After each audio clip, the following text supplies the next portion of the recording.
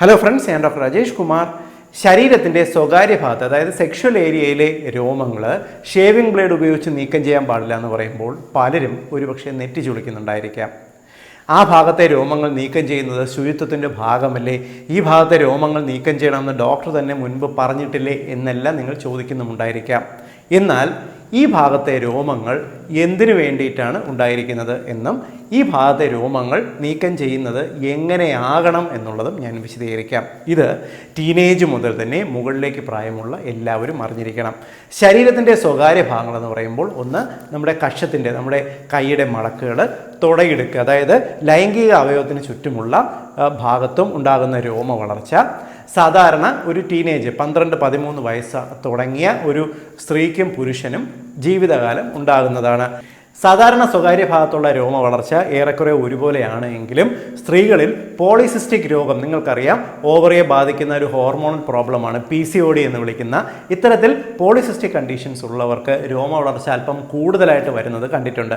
അതേപോലെ തന്നെ ഒരു വയസ്സാകുന്ന ഒരു 55 വയസ്സ് കഴിഞ്ഞ സ്ത്രീകളിലും പുരുഷന്മാരിലും ഇത്തരത്തിൽ സ്വകാര്യ ഭാഗത്തുള്ള രോമ വളർച്ചയുടെ തോത് ക്രമേണ കുറഞ്ഞു വരുന്നതിനും കണ്ടിട്ടുണ്ട്. അതല്ലാതെ ബാക്കിയുള്ളവർക്ക് ഏറെക്കുറെ ഒരുപോലെ തന്നെയാണ് ഈ രോമ വളർച്ച കണ്ടുവരുന്നത്. സ്വകാര്യ ഭാഗത്തെ രോമ വളർച്ച എന്ന് പറയുന്നത് പുറമ്പോക്ക് ഭൂമിയിൽ കുറ്റിക്കാട് വളരുന്നത് പോലെ ആവശ്യമില്ലാത്ത ഒരു കാര്യമല്ല. ആ ഭാഗത്തുള്ള രോമ വളർച്ചയ്ക്ക് പ്രധാനമായിട്ടും 3 ഫങ്ഷൻസ് ഉണ്ട്. ഒന്ന്, ആ ഭാഗത്തുള്ള ഈ ലൈംഗിക ബന്ധ സമയത്തുണ്ടാകുന്ന ഫ്രിക്ഷൻ, ഘർഷണം കുറയ്ക്കുക എന്നുള്ളതാണ്. അതായത് സ്വകാര്യ അവയവങ്ങൾ, ലൈംഗിക അവയവങ്ങൾ തമ്മിൽ കൂട്ടിമുട്ടുമ്പോൾ ആ ഭാഗത്ത് കൂടുതൽ ഇഞ്ചുറി ഉണ്ടാകാതെ ആ ഭാഗത്തെ സംരക്ഷിക്കുക എന്നുള്ളതാണ് അതിൻ്റെ ഒന്നാമത്തെ ധർമ്മം. രണ്ടാമത്തത്, ഈ ഭാഗത്ത് കൂടുതൽ ബാക്ടീരിയൽ അറ്റാക്ക് ഉണ്ടാകാതെ, ഫംഗസ് അറ്റാക്ക് ഉണ്ടാകാതെ, പൊടിയും ചെളിയും മറ്റും ലൈംഗിക അവയവങ്ങളെ ബാധിക്കാതെ ആ ഭാഗങ്ങളെ സംരക്ഷിക്കുകയാണ് രണ്ടാമത്തെ ഫംഗ്ഷൻ. മൂന്നാമത്തെ ഫംഗ്ഷൻ എന്ന് പറയുന്നത് ഈ ഭാഗത്തുള്ള താപനില ഒരു മിനിമം ലെവലിൽ മെയിൻറ്റെയിൻ ചെയ്യുക. സാധാരണ ഉഷ്ണരാജ്യത്ത് ജീവിക്കുന്ന നമ്മൾ മലയാളികളെ പോലുള്ളവർക്ക് വേണ്ടിയല്ല ഇത് പറയുന്നത്. വളരെ തണുപ്പുള്ള സ്ഥലങ്ങളിൽ പോലും ഈ ജീവിക്കുന്ന മനുഷ്യർക്ക് അവരുടെ ലൈംഗിക അവയവങ്ങൾക്ക് ഒരു മിനിമം ടെമ്പറേച്ചർ എപ്പോഴും ഒരു വാമായിട്ട് ചെറിയ ചൂട് നിലനിൽക്കുന്നതിന് വേണ്ടിയിട്ടാണ് ഇതങ്ങനെ മെയിൻറ്റെയിൻ ചെയ്യുന്നത്. കാരണം ഈ ഒരു ഭാഗത്ത് വളരുന്ന മനുഷ്യന് ഗുണകരമായിട്ടുള്ള അനേകം ബാക്ടീരിയകളുണ്ട്. അവയ്ക്ക് വളരാനുള്ള ഒരു അറ്റ്മോസ്ഫിയർ ക്രിയേറ്റ് ചെയ്യുകയും ഈ രോമ വളർച്ചയുടെ ഭാഗമാണ്. ഇത്രയെല്ലാം ഉപകാരമുണ്ടെങ്കിലും സ്വകാര്യ ഭാഗത്ത് ഇത്തരത്തിൽ രോമം കാട് പിടിച്ച് വളരുന്നത് പുരുഷനും സ്ത്രീക്കും, പ്രത്യേകിച്ച് ഉഷ്ണരാജ്യത്ത് ജീവിക്കുന്ന നമുക്ക് വളരെയേറെ ബുദ്ധിമുട്ട് ഉണ്ടാക്കുക തന്നെയാണ് ചെയ്യുന്നത്. കാരണം പലപ്പോഴും വളരെ ടൈറ്റായിട്ട് ഡ്രസ്സ് ചെയ്ത് ജീവിക്കുന്ന നമ്മുടെ ശരീരത്തിൽ അടിവസ്ത്രം, അതേപോലെ ജീൻസ് പോലുള്ള വസ്ത്രങ്ങൾ ഉപയോഗിക്കുന്നവർക്ക് വിയർപ്പും ശരീരത്തിൻ്റെ ഈ ഭാഗത്ത് അടിഞ്ഞുകൂടുന്ന പൊടിയും മറ്റു എപ്പിത്തീൽ ഡെബ്രിസും എല്ലാം തന്നെ പലപ്പോഴും ഈ ഗുഹ്യഭാഗത്തുള്ള ലൈംഗിക അവയവത്തിന് ചുറ്റുമുള്ള രോമങ്ങളിൽ അമിതമായിട്ടുള്ള ദുർഗന്ധം ക്രിയേറ്റ് ചെയ്തെന്ന് വരാം. പലപ്പോഴും ഇത് ശരിയായിട്ട് ക്ലീൻ ചെയ്തിട്ടില്ലെങ്കിൽ ഈ ഭാഗത്ത് ഒരു അസ്വസ്ഥത, പലപ്പോഴും വസ്ത്രം നീക്കം ചെയ്യുന്ന സമയത്ത് വരുന്ന ദുർഗന്ധം, ലൈംഗിക ബന്ധ സമയത്ത് പാർട്ട്ണർക്ക്, അതായത് നിങ്ങളുടെ ഇണയ്ക്ക് ഈ ഭാഗത്തുള്ള രോമം കാഴ്ചയ്ക്കുണ്ടാക്കുന്ന അരോചകത, ഈ ഭാഗത്തുണ്ടാകുന്ന ദുർഗന്ധം ഉണ്ടാക്കുന്ന വെറുപ്പ്, ഇതെല്ലാം തന്നെ ഒരു ഘടകമാണ്. അതുകൊണ്ട് തന്നെ ഈ ഭാഗത്തുള്ള രോമം നീക്കം ചെയ്ത് നിർത്തുക എന്നുള്ളത് പലപ്പോഴും ഈ ഉഷ്ണരാജ്യത്ത് ജീവിക്കുന്ന നമുക്ക് പ്രധാനപ്പെട്ട കാര്യം തന്നെയാണ്. മാത്രമല്ല, സ്ത്രീകൾക്ക് മാസമുറയുടെ സമയത്ത് ഈ ഭാഗത്ത് അമിതമായിട്ട് രോമം ഉണ്ടെങ്കിൽ പലപ്പോഴും ഈ മെൻസ്ട്രൽ ബ്ലഡ് ഈ ഭാഗത്ത് കട്ടിപിടിച്ച് നിന്ന് അടിവസ്ത്രത്തിലും പാഡിനുമെല്ലാം തന്നെ രോമവും ബ്ലഡും എല്ലാം ഒട്ടിപ്പിടിച്ച് അവർക്ക് മൊത്തത്തിൽ ബുദ്ധിമുട്ടുണ്ടാകാനുള്ള സാധ്യതയുണ്ട്. അതുകൊണ്ട് തന്നെ മാസമുറയുടെ തൊട്ട് മുന്നേയും സ്ത്രീകൾ ഈ ലൈംഗിക അവയവത്തിന് ചുറ്റുമുള്ള രോമം നീക്കം ചെയ്ത് നിർത്താറുണ്ട്. എന്നാൽ ഇത് നീക്കം ചെയ്യുന്ന രീതിയാണ് പ്രധാനം. അതുകൊണ്ടാണ് ഞാൻ ഈ വീഡിയോയുടെ തുടക്കത്തിൽ പറയുന്നത് ലൈംഗിക അവയവത്തിന് സ്വകാര്യ ഭാഗത്തുള്ള രോമങ്ങൾ ഷേവിംഗ് ബ്ലേഡ് ഉപയോഗിച്ച് നീക്കം ചെയ്യാൻ പാടില്ല, അത് അപകടമാണ് എന്നുള്ളത്. ഇതിൻ്റെ കാരണം എന്തെന്ന് വിശദീകരിക്കാം. നമ്മൾ സാധാരണ നമ്മുടെ ശരീരത്തിൽ ഷേവ് ചെയ്യുമ്പോൾ ബ്ലേഡ് ഉപയോഗിച്ച് നമ്മൾ ഷേവ് ചെയ്യുന്ന സമയത്ത് ആ ഭാഗത്തുള്ള രോമവും കട്ടാകും.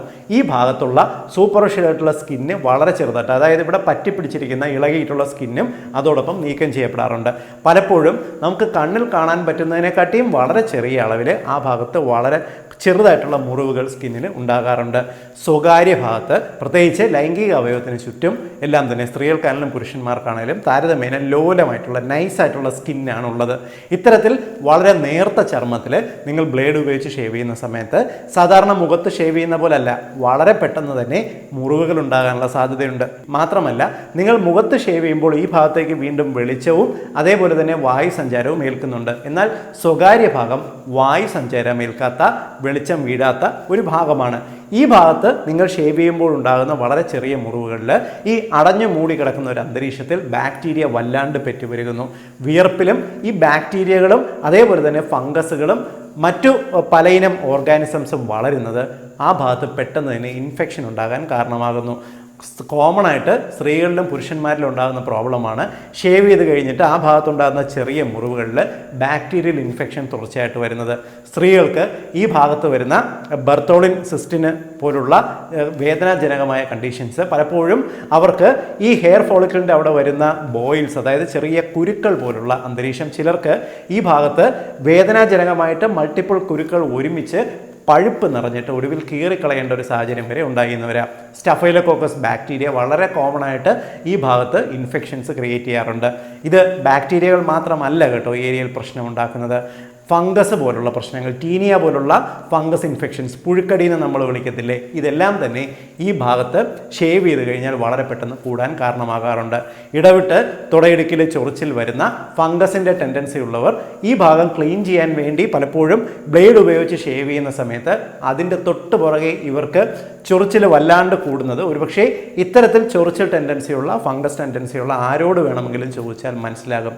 പലപ്പോഴും നമ്മൾ ക്ലീൻ ചെയ്യാൻ വേണ്ടിയിട്ട് ഈ ചെയ്യുന്നത് ഈ ഭാഗത്തുള്ള സ്കിന്നിൻ്റെ ഒരു നാച്ചുറലായിട്ടുള്ളൊരു ഇമ്മ്യൂണിറ്റി കുറയ്ക്കുകയും കൂടുതൽ ഇൻഫെക്ഷൻ വരാൻ കാരണമാകുകയും ഫംഗസ് രോഗം കൂടുതൽ ഉള്ളിലേക്ക് കയറി ഡീപ്പായി വരുന്നതിന് കാരണമാകുകയും ചെയ്യുന്നു. മാത്രമല്ല സ്കാബിസ് പോലുള്ള കണ്ടീഷൻസോ എല്ലാം തന്നെ ഒരുപക്ഷെ തുടയിടക്കിൽ വർദ്ധിക്കുന്നതിന് നിങ്ങൾ ഇത്തരത്തിൽ ബ്ലേഡ് ഉപയോഗിച്ച് ഷേവ് ചെയ്യുന്നത് കാരണമാകാറുണ്ട്.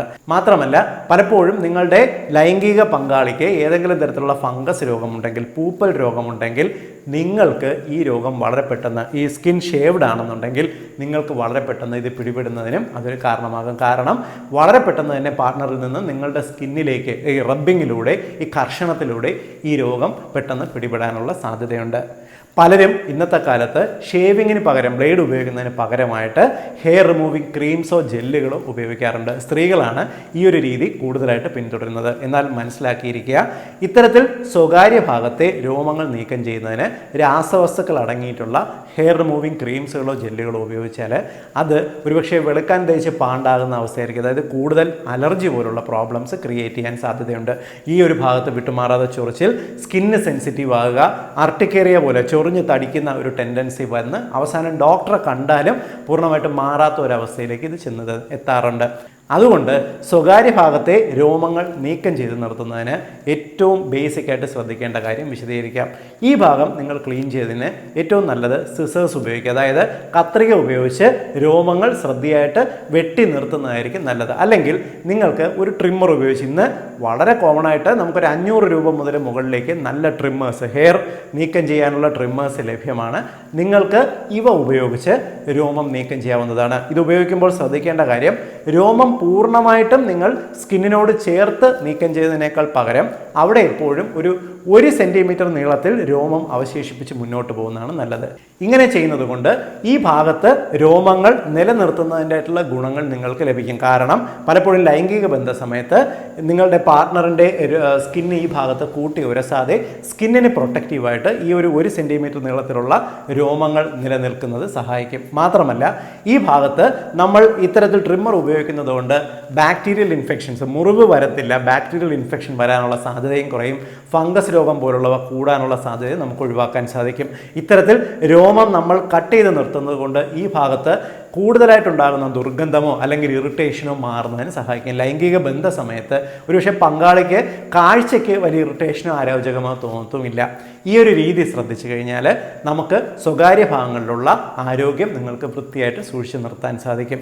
ഈ ഒരു ഇൻഫർമേഷൻ പ്രത്യേകിച്ച് ഇപ്പോഴത്തെ ന്യൂ ജനറേഷൻ കുട്ടികൾ പോലും മനസ്സിലാക്കിയിരിക്കേണ്ട ഒരു അറിവാണ് ഈ ഇൻഫർമേഷൻ. അതുകൊണ്ട് തന്നെ എല്ലാ കുടുംബങ്ങളും എല്ലാ സുഹൃത്തുക്കളുടെയും അറിവിലേക്കായിട്ട് ഷെയർ ചെയ്യുക. ബേസിക് ആയിട്ടുള്ള ഒരു കാര്യം എല്ലാവരും മനസ്സിലാക്കിയിരിക്കുന്നത് തന്നെയാണ് നല്ലത്. വീണ്ടും മറ്റൊരു അവസരത്തിൽ മറ്റൊരു വിഷയമായി കണ്ടുമുട്ടാം. ബൈ.